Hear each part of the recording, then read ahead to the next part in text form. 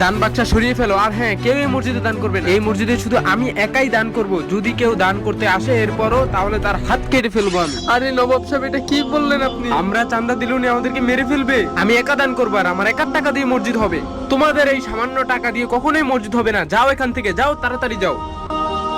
হে আল্লাহ, আমি 50 টাকা এনেছিলাম মসজিদে দান করব বলে, কিন্তু তারা আমাকে দান করতে দিল না। এখন আমি কি করব? ভাইয়া, 50 টাকা দিয়ে আমাকে ইট দাও না।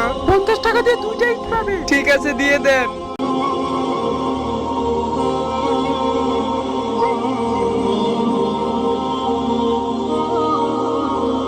আরে নবাব সাহেব, আপনি সবার কাছ থেকে চাঁদা নিচ্ছেন কেন? বাবা, ওই দিন।